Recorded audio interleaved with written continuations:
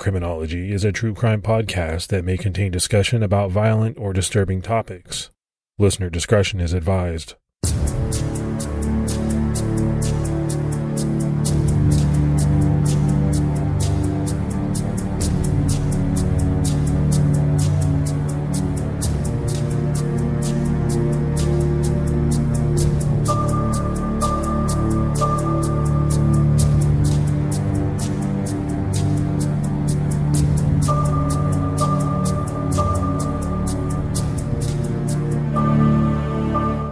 Hello, everyone, and welcome to episode 153 of the Criminology podcast. I'm Mike Ferguson. And this is Mike Morford. Mr. Morford, what's going on with you today? I'm back at work after taking a couple days off for my birthday. My wife and family and my kids took me out to a nice boat ride out in the Gulf of Mexico and did some fishing, had a good time, and now I'm ready to get back to work. Well, happy belated birthday. Sounds like you had a great one. Yeah. It was definitely a fun one, and it was the 50th one, so it was the big one. The big 5-0? Yeah. Wow. Scary. It's all downhill from here. No, man, you're just getting into your prime. Well, down here in Florida, I'm what you would call a spring chicken. You're young, right? More, if we continue to see some great Patreon support, let's give some shout outs. We had Gina Oldendorf, Justin Jackson, Eileen Haney jumped up to our highest level. Cayenne Komet jumped up to our highest level. We had Naomi Butler, Yasmin Barreto Klepstad, Bethany Brown, and Melissa Borden. So that's a lot of great new support. Yeah, we can't thank you enough for that. And if there's anyone out there that would like to help support the show, they can do so by going to patreon.com/criminology. All right, buddy, it's time to jump right into this episode. And we've got a pretty weird case on tap, which involves a mysterious letter writer here in my home state of Ohio. In 1977, Circleville, Ohio had a population of just over 11,600 people. While that population isn't overly small, Circleville was the kind of place where a lot of people knew each other, and in some cases, maybe knew each other a bit too well. We've talked about rumors and secrets in smaller towns before, and Circleville isn't really any different from those other towns. In some of these places, secrets don't always stay yours for very long, and before you know it, your secrets are the subject of gossipers. Sometimes what is spread are simply lies. Perhaps in this case, we are talking about the gossip includes some degree of truth. For residents of Circleville, it wasn't a serial killer that shattered their sense of safety and neighborly closeness. It was a serial writer, a writer who, by the time he or she was done, had sent over 1,000 letters, targeting many of Circleville's residents, but seemingly targeting one resident more than the rest. The weirdness in Circleville started in 1976. When residents there began receiving obscene and threatening letters that contained details and rumors about some of the residents in the town. The letters stated that Mary Gillespie, a Westfall school bus driver, was having an affair with Gordon Massey, the Westfall school superintendent. The first letter that Mary herself received warned her that she had to come clean about the affair she was having with Massey. The letter closed with an ominous warning. "I know where you live. I've been observing your house and know you have children. This is no joke. Please take it serious." Mary didn't tell anyone about the letters until her husband, Ron Gillespie, received one too. The letter warned that Ron had to report Mary's affair to the school board so that Massey could be fired. Mary denied that she was having any affair. The next letters received by Mary and Ron were harsh. The writer was angry and impatient, upset that the secret wasn't out yet. They began to threaten that if Mary didn't confess publicly, her daughter would be harmed, specifically shot in the head. The author had no problem with graphically threatening an innocent 12-year-old girl. The writer warned that if the affair didn't end, they would broadcast on CB radios for all to hear. CB radios were a lot more common to have even if you weren't a trucker in the 1970s, but not everyone had them. If the letter writer was serious, they had access to a CB radio. Ronald Gillespie was threatened with murder if he didn't expose his wife Mary's affair. The writer also warned that they would start posting signs around town specifically about Gillespie's daughter. The person who sent these letters somehow knew Mary Gillespie's employee ID number. The Gillespies thought that the letter writer would grow bored and stop mailing the taunting letters. They were wrong. When the letters didn't stop, Mary and Ron decided to confide in people that they trusted. They told only Ron's sister, Karen, her husband, Paul Freshour, and Paul's sister about what was going on. Mary thought of one specific person who could be responsible for the letters. She claimed that David Longberry, a fellow bus driver, had hit on her, and she rejected him. She felt that he might be jealous and upset about that. The author was clearly mad that Massey was able to have an affair with Mary. Whether that was true or not, Paul Freshour wrote a letter to Longberry, warning him to stop immediately because they knew what he was up to.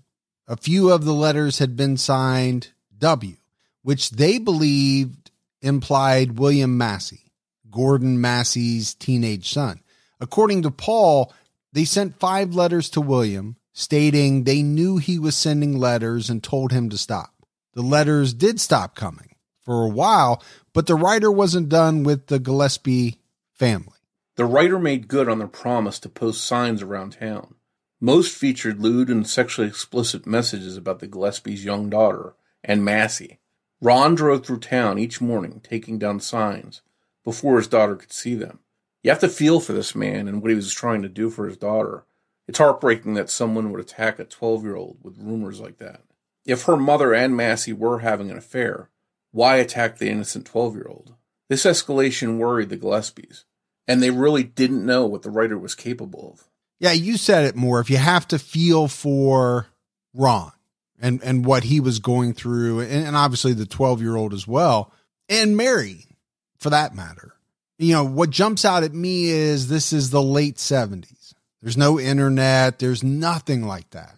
So, you know, if this were to happen today, and I know it does, it's scary where somebody decides to target someone and they use various social media platforms to do it.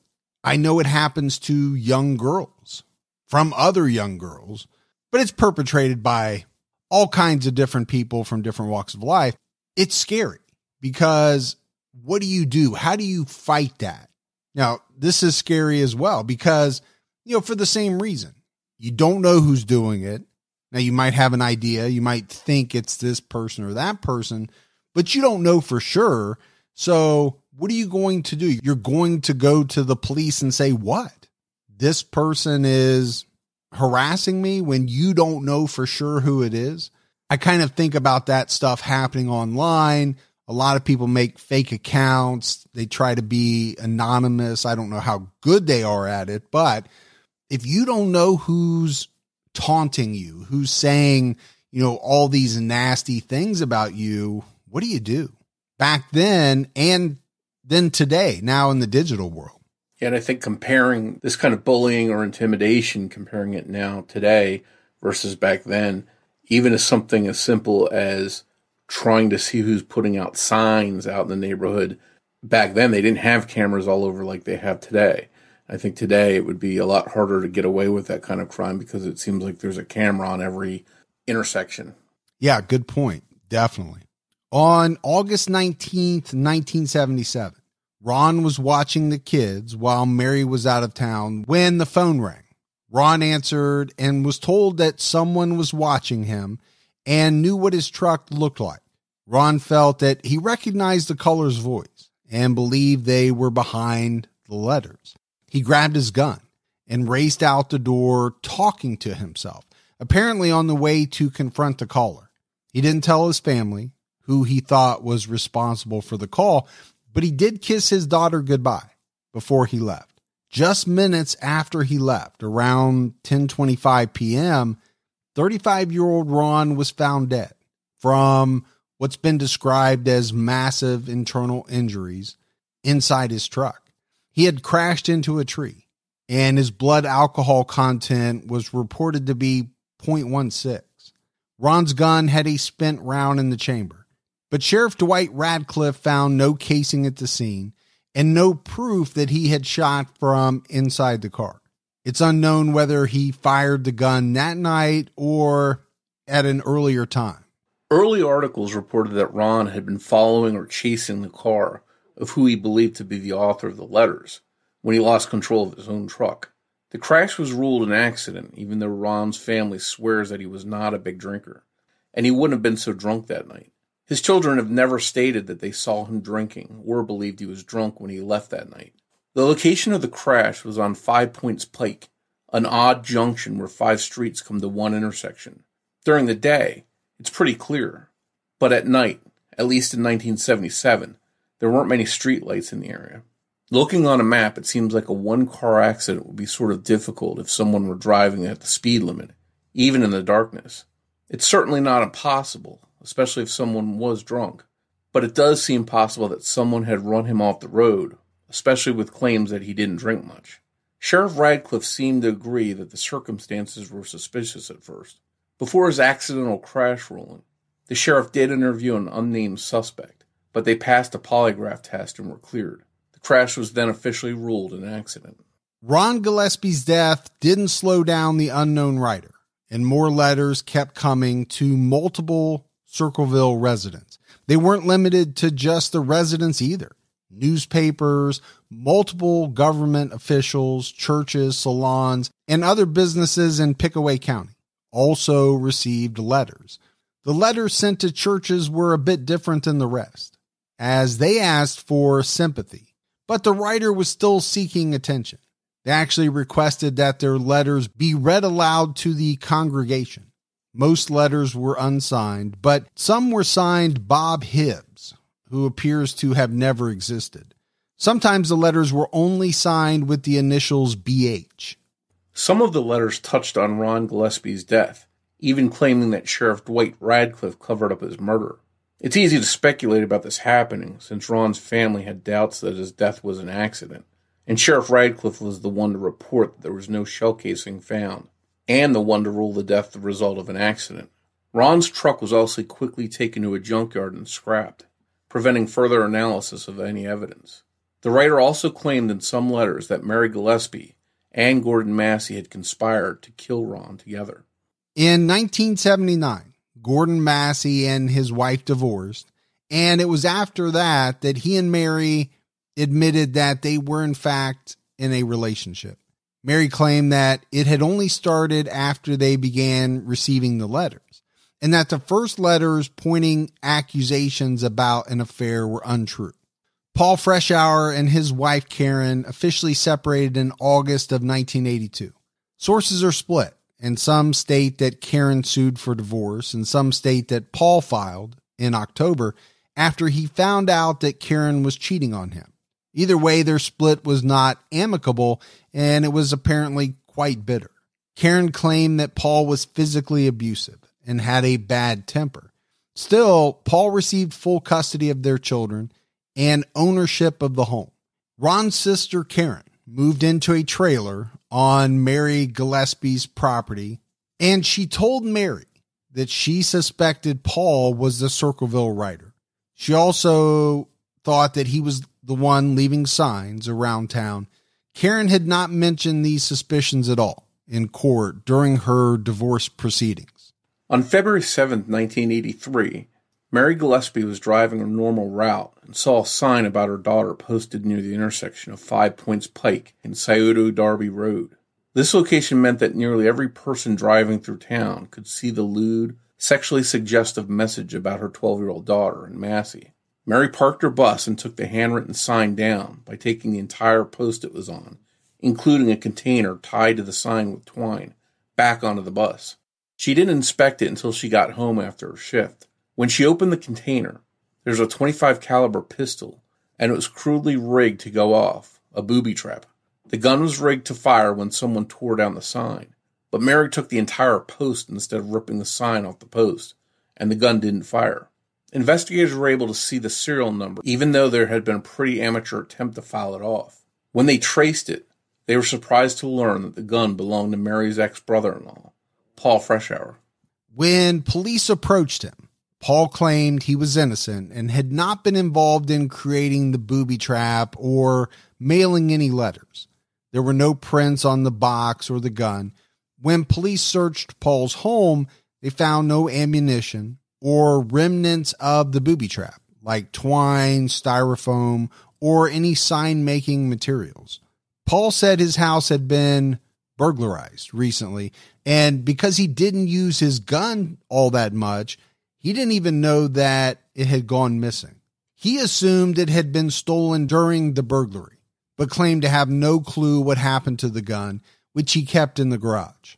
Sheriff Radcliffe asked Paul to copy down some of the Circleville letters for handwriting analysis. Paul claimed he believed he was helping a family member, which he never expanded on, and obliged by writing specific words in the same blocky text as the Circleville writer. On the same day he gave the samples, Paul was arrested for the attempted murder of Mary Gillespie. His week-long trial was held in October 1983. Mary and Karen both testified that they believed Paul was responsible for the letters. No one, including Paul, was ever charged with harassment or threats for writing the letters, or even officially named as the letter writer. Instead, the focus was on the signs posted around town and the booby trap. During Paul's trial, handwriting analysis was said to prove that he had written the sign that was booby-trapped, and proved they had written some of the letters. This belief that he was the author was directly responsible for his conviction for the attempted murder of Mary Gillespie. Paul was linked to 434 of 1,000 letters sent by the Circleville writer by handwriting analysis. This was according to Sheriff Radcliffe's testimony, and only 39 of the letters were ever entered into evidence during court, all of which were the ones sent to Mary Gillespie. Paul didn't go to work the day Mary found the booby-trapped sign. At trial, Paul did have a witness who gave him an alibi for certain parts of the day, at least the time period where authorities thought the sign would have been placed. There was another witness who claimed there was no sign along Mary's bus route earlier in the day before Paul's alibi time period. But other witnesses directly contradicted Paul's alibi witness, claiming Paul was near the scene that day. Another bus driver claimed she drove past the area 20 minutes before Mary and saw no sign. Paul never took the stand in his own defense, which he later regretted, because in his opinion, it definitely would have changed a lot about the outcome of the trial. One witness, a fellow bus driver, said that they saw a sandy-haired man standing in the spot where the booby trap sign was erected, but saw no container on the sign. This man was there about 20 minutes before Mary found the sign, and he was driving a yellow El Camino. When he noticed the bus driver looking at him, he turned around and pretended that he was urinating on the side of the road. Despite Paul not owning a yellow El Camino and having a thick mane of dark black hair, he was sentenced to 7 to 25 years in prison for the attempted murder of Mary Gillespie. The judge recommended he stay in prison for at least 7 of the 25 years, with 25 being the maximum sentence for the crime. While Paul was in prison, more taunting letters were mailed, and it appeared that there may have been at least 2 Circleville writers sending letters. One author used smaller block lettering, where the letters that came before usually had very large block letters, and this writer blamed Mary for the original Circleville letters. These letters were sent to addresses all over Ohio, not just in Circleville. Grove City Police Chief James R. McKean received a letter on March 16, 1992. In the letter, that contained small block writing, it claimed Mary was responsible for the letters, and also that whoever killed Ronald Gillespie had also killed a woman named Vicky Koch in 1980. A second letter to Chief McKean claimed that Sheriff Radcliffe had told Mary about the letter McKean received, and claimed that the reason they had come clean about Mary in the previous letter was because they had found Jesus in their life. This letter explained how Mary had printed the letters, and also stated that there had been multiple booby traps placed at the schools in the town, and it accused the police of lying and covering this up. This letter ended with, "Write a letter and I will give you more." But McKean didn't know where to send a letter. The writer also claimed that more signs had been left on the walls of restaurants in Circleville, but instead of saying anything about Mary's daughter, these signs warned that to gain attention, a waitress would be murdered. McKean tried to investigate the claims in the letter, and he couldn't verify them. The letters continued even when Paul was in solitary confinement, where Sheriff Radcliffe had requested the prison warden place him, because he believed Paul was still responsible for the letters being sent. Paul was actually subjected to strip searches before and after each visit he was able to receive. Any mail sent to Paul was screened before he was able to receive it. It was prison protocol for prisoners to submit their mail for review unsealed, and for a prison official to screen outgoing mail before sending it, something Paul would have known as a former prison guard. If he had been trying to send Circleville letters, with their distinctive blocky writing and familiar taunts, someone screening his mail would have surely seen it. Some letters had paper stamps which weren't available in the prison. Paul only had access to embossed stamps. He would have had to have had help to mail the letters. The mail screening protocol also would have made it impossible for Paul to ask anyone by mail to send a letter for him, because the request would clearly be seen by whoever screened the mail, especially once they were suspicious he was still writing the letters and had help on the outside. But the letters kept coming, and they contained accusations and threats. It seemed like no one was safe. Pickaway County Coroner Dr. Ray Carroll was accused of child molestation. Sheriff Radcliffe was accused of not investigating Dr. Carroll properly about those allegations. Judge Roger Klein, who had been the prosecutor on Paul's case, was accused of getting a teacher named Vicky Koch, who we mentioned a few minutes ago, pregnant, and murdering her and the child. Klein was even threatened with having the deceased baby's bones unearthed and sent to him in the mail. This would imply that Klein killed or hired someone to kill Ron, if the letters were all sent by one author. The letters warned the recipients that they were being watched, and whoever was writing the letters knew about their homes and families. Even the producers of Unsolved Mysteries received a letter while working on an episode about the Circleville letters in 1993, while Paul was still in prison. The letter warned not to harm Sheriff Radcliffe and contained the odd warning that if anyone came to Circleville, quote, "you L sickos will pay." After publishing a story about the letters and Paul Freshour, journalist Martin Yant received a call from a woman who was angry that he had mentioned that an El Camino had been seen. He was warned to never mention it again. Unsolved Mysteries had included the information about the yellow El Camino in the episode as well. It seems like El Sickos could have possibly been a reference to the El Camino, and someone was apparently upset that the car was mentioned.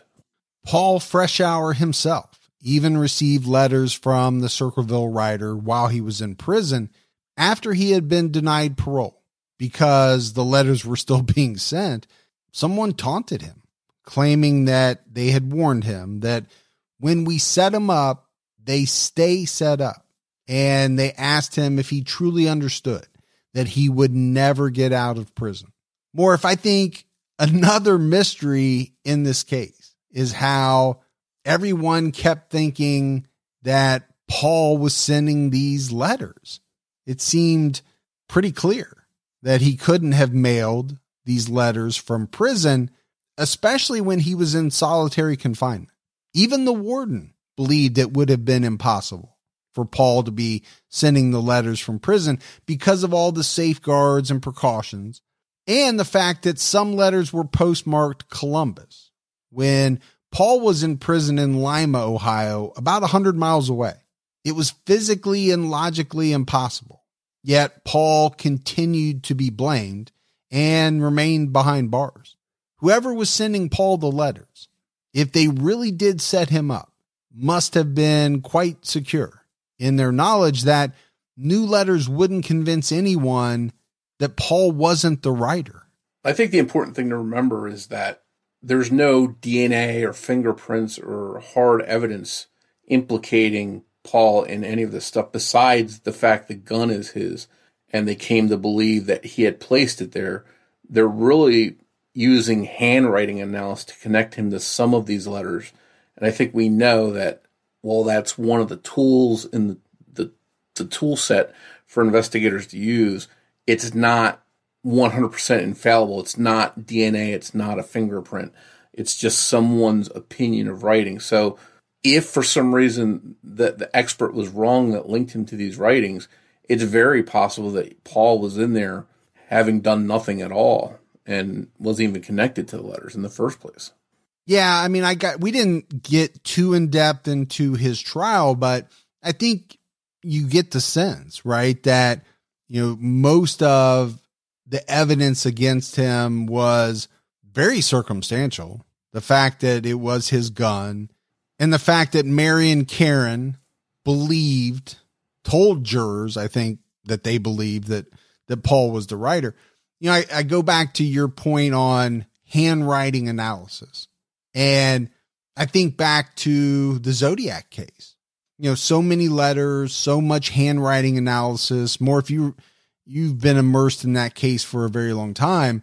How many different opinions have there been over the years on the handwriting analysis of the Zodiac letters?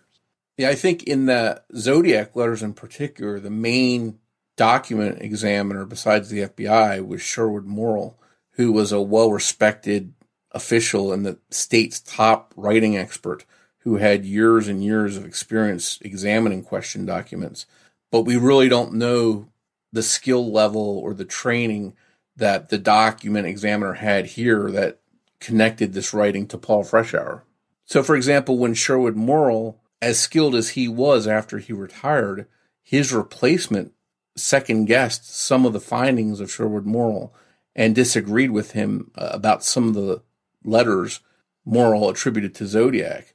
So I think that proves that two quote-unquote experts in the same field can disagree on something because, again, it's not infallible. It's not like DNA where it's a positive answer. This comes down to people's opinions.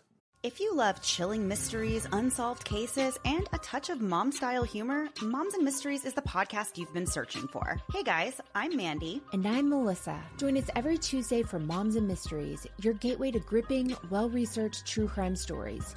Each week, we deep dive into a variety of mind-boggling cases as we shed light on everything from heists to whodunits. We're your go-to podcast for mysteries with a motherly touch. Subscribe now to Moms and Mysteries wherever you get your podcasts.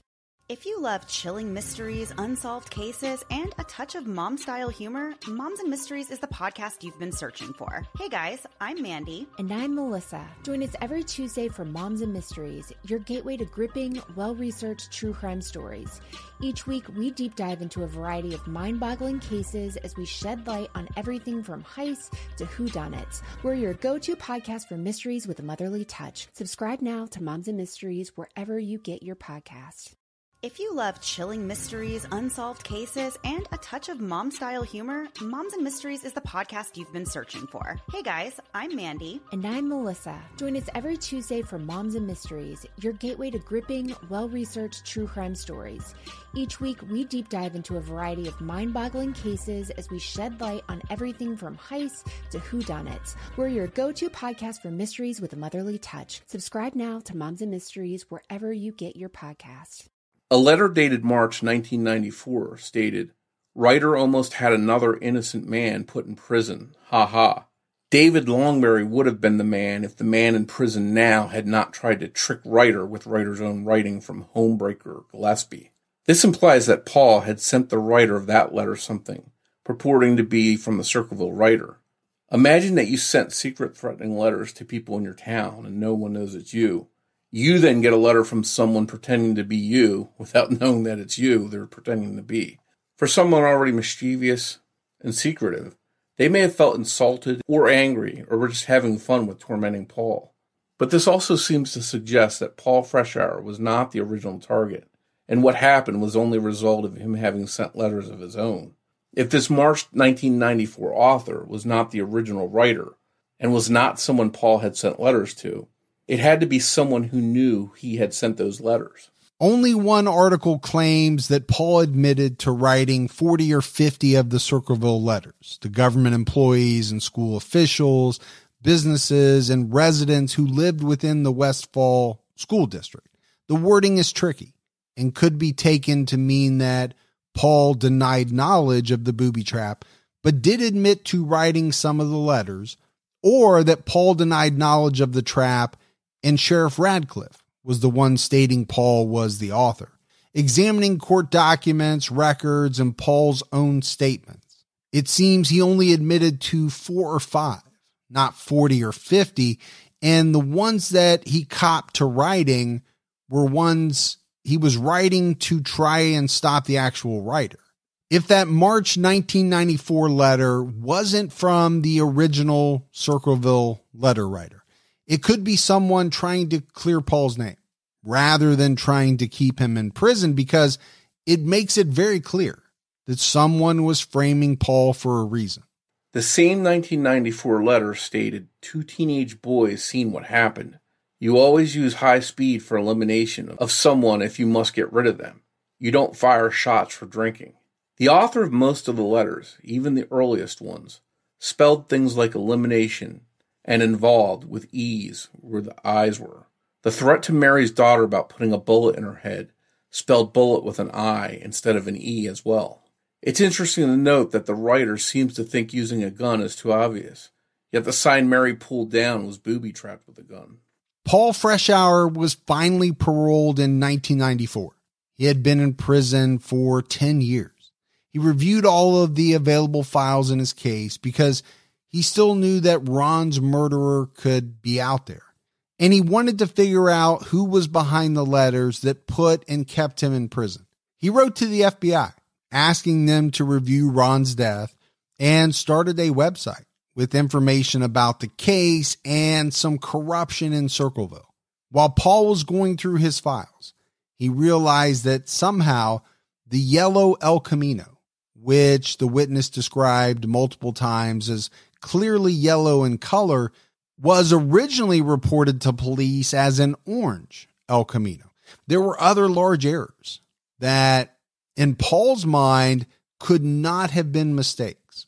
Things like altered trial transcripts. Even today, many people read a few pages of Paul's, quote, proof and decide that it's just the ramblings of an unwell man. Paul understood that it would be hard for him to be taken seriously, especially as a felon, but he just wanted someone to look into Ron's death again. Before all of this happened, Paul Freshour earned multiple degrees, including a master's degree in business administration.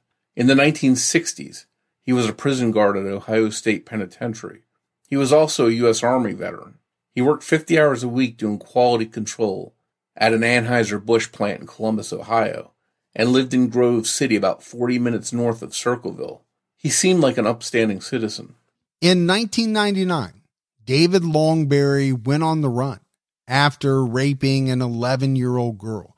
There are reports that he hanged himself in Texas while still a fugitive.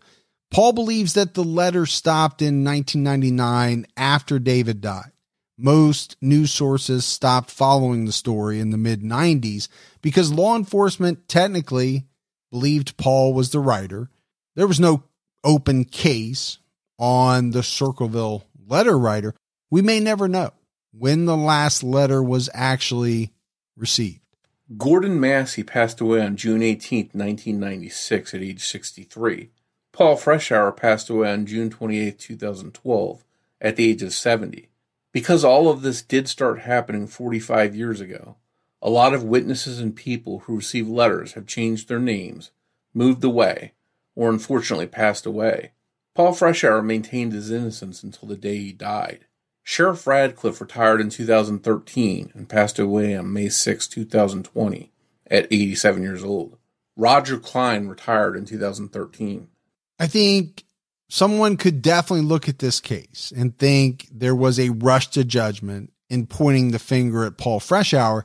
Sheriff Radcliffe did not have to be corrupt to want the case closed. We've seen it in a lot of cases. There's pressure, immense pressure, Morf, on police to close cases. Tunnel vision does happen, and people are human, even police officers, and they can and do make mistakes. With the proof of the gun belonging to Paul and at least one handwriting expert to vouch that the sign was written by him, officials wanting to bring the fear that went along with this case to an end could have easily made all of the pieces fit. But this became a problem once Paul was in prison and the letters continued to come. I think at the very least, Morf, it made the authorities look bad in some people's eyes, as though, did they rush into putting this man, Paul Freshour, on trial? Was the evidence good enough to convict him? I mean, obviously the jury thought it was, but again, how do you explain the letters that keep coming? Him being able to send those letters out while he's in solitary confinement, there's no easy explanation for that. But I think in their minds, I could totally understand why they find a gun with the serial number partially deleted, and they're able to connect it to Paul Freshour. That literally, no pun intended, is a smoking gun in their mind. So it's easy to see why they might really lock in on him. Yeah, I definitely get that. I'm not blaming them, but, I think playing devil's advocate, is it possible for somebody to sneak into your garage and steal a gun? Maybe somebody that knows you keep it there. I mean, there are a lot of possibilities that don't involve Paul Freshour. I think you can make that argument, and many people have. Some people even think that Sheriff Radcliffe could have been the target the whole time. The theory here is that he wanted to be president of the National Sheriff's Association, and the letters were an attempt to prevent that appointment. And his potential cover-up or rushing to solve the case was to earn that appointment. Paul Freshour believed that the National Sheriff's Association was the reason Sheriff Radcliffe concealed the true nature of the letters. Sheriff Radcliffe indeed became the president of the association. The letter that Unsolved Mysteries received, pointing people away from Sheriff Radcliffe, really only served to make him look more suspicious. Could that have been perhaps by design? Let's address some of the other rumors in the letters, starting with the case of Vicky Koch, who was murdered in Circleville. Her murder is still unsolved. Some believe that the parents of the deceased baby, which the letter writer had threatened to unearth, were actually contacted, and they confirmed that the allegations against Klein were true. But if this were the baby that Vicky Koch had allegedly been carrying, only one parent, Klein, would have been able to speak about it accurately in this case if it were true. Maybe the author threatened to unearth a different infant's bones if there's any truth to this rumor. In 1993, Dr. Carroll was charged with 12 counts. 8 of them alleged gross immorality. These included sex crimes, corruption of a minor, pornography, and indecent exposure. It may be a coincidence, or the writer could have been in some sort of position to know about these things. The author of the letters did seem to be interested in local politics and the officials there, so it could also be a coincidence that Ron Gillespie's blood chemistry report lists Dr. Carroll as the physician.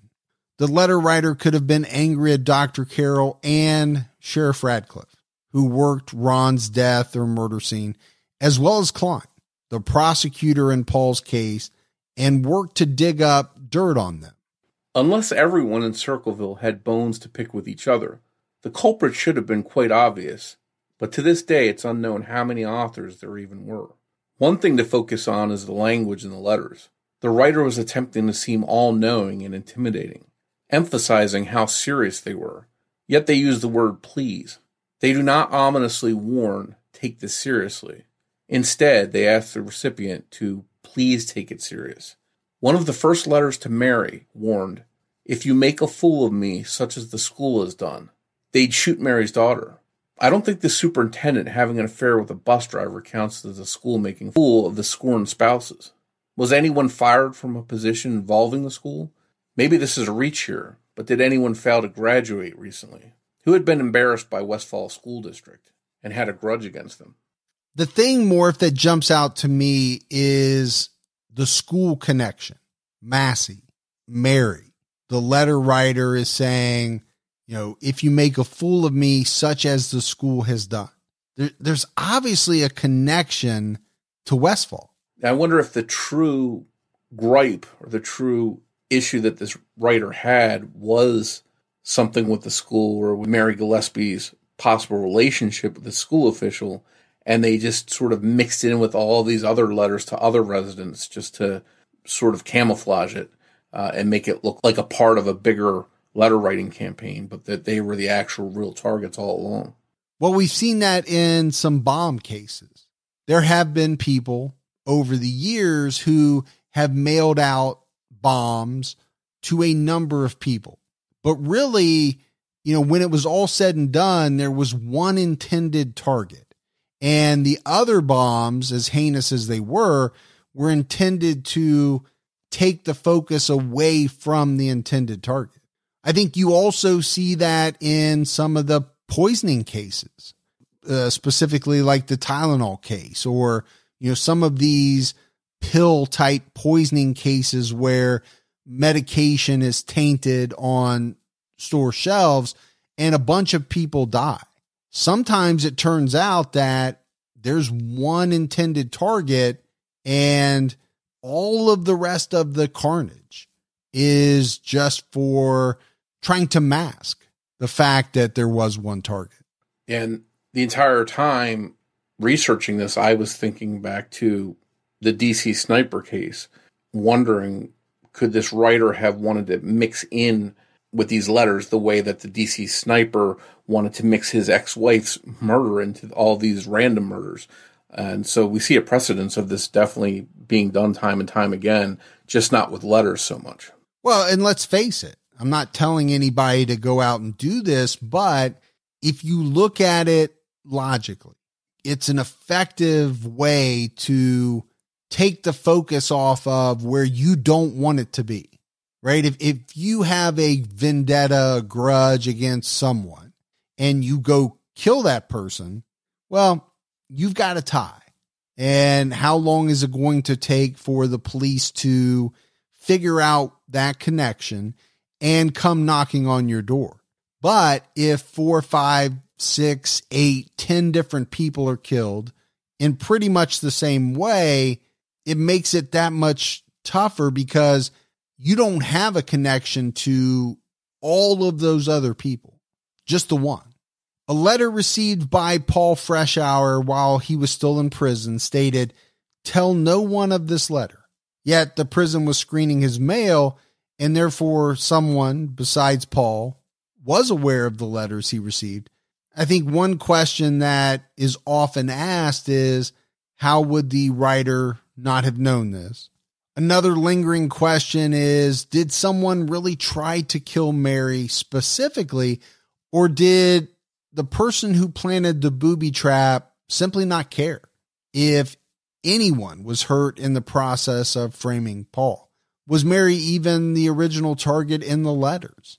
She was never directly threatened in the original letters. Ron and their daughter were threatened. Maybe the person knew that the gun would never go off. The first letters do not portray Mary as the target. Instead, they are about Massey and the awful working conditions female bus drivers had with him as their boss, claiming he would flirt with all of the female bus drivers repeatedly and that only the weak ones gave in, sometimes due to fear of losing their job. The author had to have time to write and send the letters undetected, as well as a source to get material for the rumors, especially the ones that ended up hitting the nail on the head. Some believe Mary Gillespie was in a prime position to overhear gossip because she drove kids around all day. And maybe she wrote the letters, which is why she didn't get hurt by the trap. Longberry would also be able to overhear the same kind of gossip. But Longberry had no reason to target Paul Freshour and would probably blame Massey a bit more for his role in the affair, as if he stole Mary from him. Massey kind of fades into the background of the whole story somehow. Even in articles about this case today, Massey is only really mentioned due to the first letter Mary received, but nothing else is said. Paul Freshour lived in Grove City, not Circleville, and worked even further north full-time in Columbus. The fact that he would have to know so much local gossip when he didn't even live in the town makes it even more unlikely that Paul was the author of most of the letters. It's like there are pieces to more than one puzzle here, and we're still trying to make it all fit. Well, I can tell you from experience that does not work. Take 3 jigsaw puzzles and mix them up. You're going to have a real hard time getting the final picture. But that's what we're left with a lot of these mysterious kind of unsolved cases. Some people view Massey's wife as an easy person to point the finger at due to the nature of the letters. If she was the writer, she was clearly upset that Massey and Mary were having an affair together. The author seems to acknowledge that Massey chased after women, yet became increasingly angry at Mary, who was called weak in the letters for giving in to his advances. The writer's only real demand was that Massey be reported to the school board and his affair stopped. If his wife felt that she was losing her spouse, an attack on Ron may have been a way to try and make it even between herself and Mary. There's a reason for the saying, hell hath no fury like a woman scorned. Many people have pointed the finger at Mary Gillespie as being the Circleville letter writer, because what are the chances that the one sign she pulled down had a malfunctioning booby trap? Unfortunately, the sensationalism of the coverage of the case probably meant that any mention of a sign she took down with no booby trap on it were overlooked. We don't know how many signs she took down, but we do know that her husband Ron regularly took them down, daily, before his death. Sheriff Radcliffe confirmed that no other signs had been booby-trapped. There are some people that point the finger at Mary Gillespie and that she could have had something to do with her husband's death. She was out of town when he suffered his fatal accident. But that's the thing. His death was ruled an accident, not murder. So while spousal murders are very common, there's no evidence here that points at Mary Gillespie murdering her husband. And if Mary was responsible for the booby-trap sign that she found and reported, this means she knew no one would be harmed by it because she's the one that found it after planning it. Many in the town believe that Sheriff Radcliffe had arrested the right man. It didn't matter that he wasn't arrested for writing the letters. The people in town believed the Circleville letter writer had been stopped until they received more letters that, as we mentioned, were impossible for Paul to have sent. The booby trap sign showed up less than 6 months after Paul and Karen's contentious divorce, which essentially saw Karen lose everything. There was no one with a stronger motive to frame Paul at the time than Karen. When Paul went to prison, Karen regained custody of their children, ownership of their property, and their shared assets. And I think when you add all of that together, it's the reason why there are some people that believe Karen was somehow involved in this. I think all throughout this case, from the very beginning to the end, when Paul was in jail, the letters, the motive for the letters have to be questioned. Why did the letter writer start in the first place? What was their true motive going after Mary Gillespie and this supposed affair she had? And then later on, what are the motives in the letter writing trying to tease Paul or taunt Paul while he's in jail? Or to go further with motive, who had a motive? What was the motive for stealing Paul's gun and framing him of all people? So I think these are a lot of questions that really may never be answered. And the answers are things that might help solve the case. Paul Freshour apparently remarried in 1983, before Mary found the booby trap. By 1983, Paul's ex Karen had already begun dating the man she would eventually marry. He looked a lot like the sandy-haired man that was spotted near the spot the booby trap sign was planted.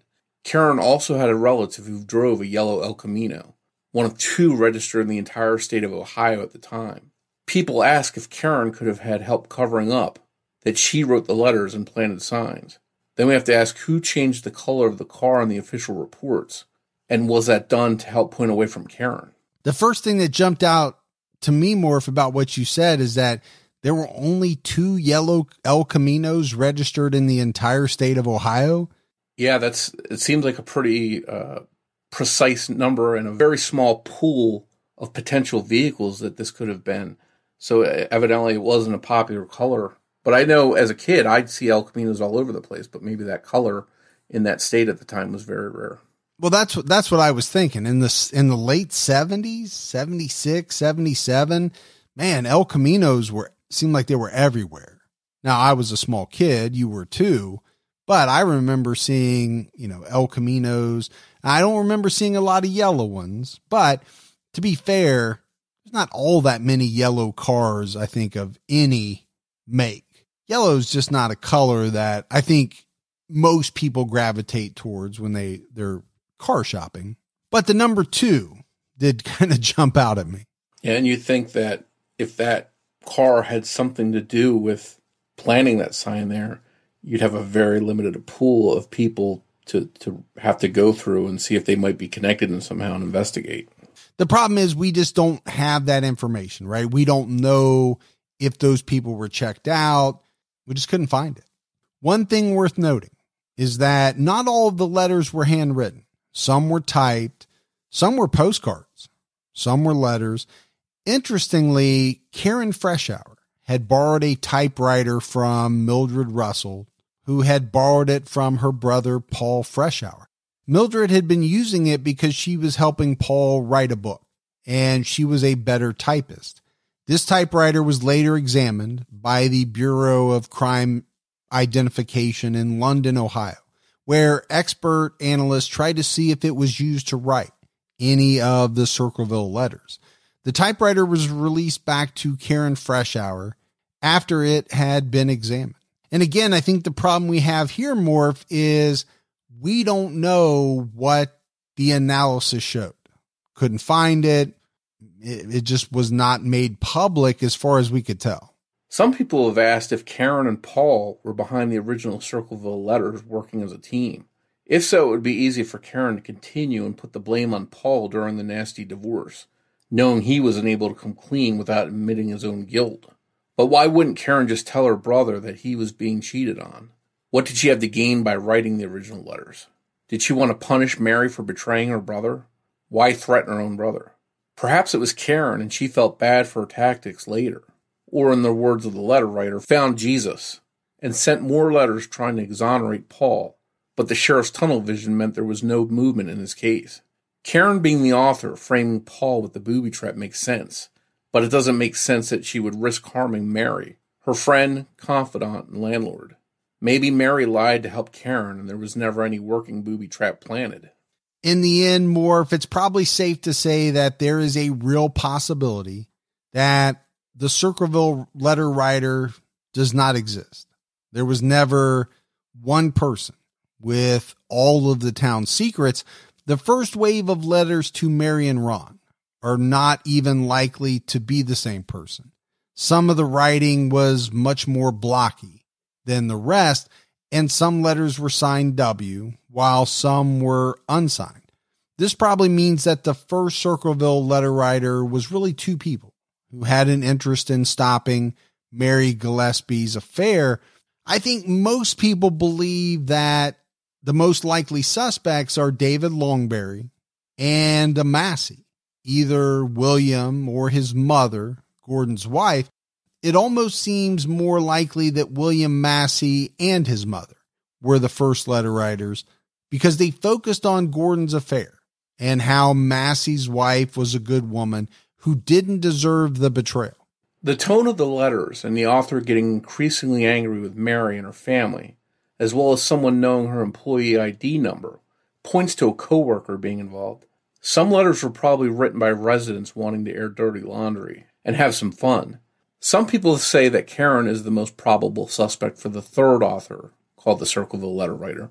She would have written the letters possibly with Mary's help to frame Paul, but apparently later felt bad and continued the letters to make it seem like his sentence was due to Sheriff Radcliffe's corruption and lies. This is one case that will probably never be definitively solved. There's been too much time that has elapsed, and it's unclear if the letters even still exist today to be tested for DNA. If you want to read Paul's version of events and see documents from the case, you can definitely find a lot about this case in the letters online. There is a very memorable Unsolved Mysteries episode about this case, as we mentioned. And who doesn't want to watch a really good Unsolved Mysteries episode? How can you turn that down, Morf? I mean, you and I have talked about it. For many of us, that show helped fuel kind of our fascination with true crime. I mean, there's been a lot of shows, but you'd be hard pressed to find one that is probably more influential in the lives of today's true crime addicts as Unsolved Mysteries. Yeah, and I think that show is the first time I ever heard about this case that we're talking about today. Well, and I think that was one of the great things about that show. It shed light on cases that you previously would have never heard of. You know, it's almost as if they combed for the lesser known, okay, we don't have all the facts, right? We're calling it a mystery. It's unsolved. Much different than what you could have found, 20 years ago on Bundy, Gacy, Dahmer, things like that.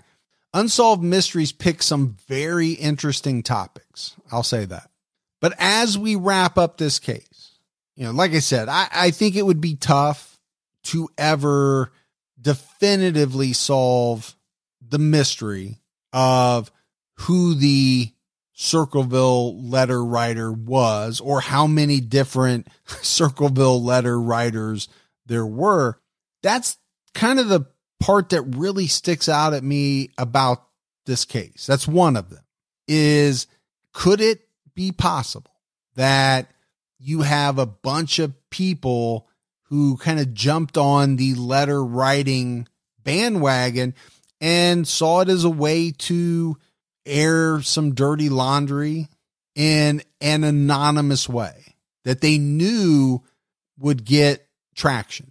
What's interesting to me about this is I think that whether it was one letter writer or more than one letter writer, if any of them are around, they could come forward today and own up to it. And I think any statute of limitations on any crimes they might have been charged with would have long ago run out.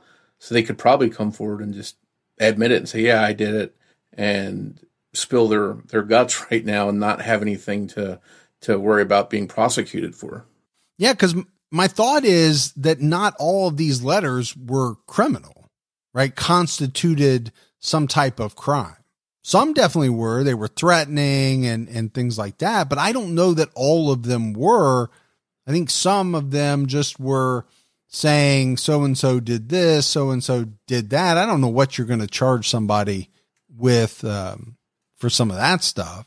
As long as the letter writer or writers weren't involved in attempting to murder Mary Gillespie with that gun that was planted, then that's probably the most violent offense that we've talked about today.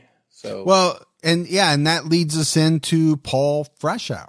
One of the second interesting thing that I was going to talk about is the fact that he's obviously connected to Ron and Mary, right? By marriage. His wife, Karen, is Ron's sister. So is that why he chose to do what he did? If you believe that he was guilty of what he was convicted for. If not, is that the reason why he was targeted? Because of his close connection to Mary and Ron? Or, as we mentioned, was he targeted because he and his wife were going through this divorce? That's what makes this case so fascinating. You can look at it from a number of different angles, and you can go down the what if paths, because there are many of them. I do believe, Morf, and tell me if you think I'm wrong, there are a lot of people that do not believe at all that Paul Freshour was guilty of anything. And they feel as though because it was his gun and his wife and ex-sister-in-law felt that he could possibly have been this person, that's what ultimately led him into prison.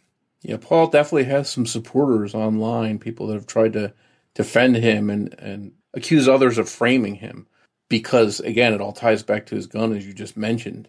He's either been framed 100% and someone chose his gun specifically, or he just made a mistake and didn't follow the serial number all the way off the gun and let himself be connected to the crime. They're the only two real possibilities.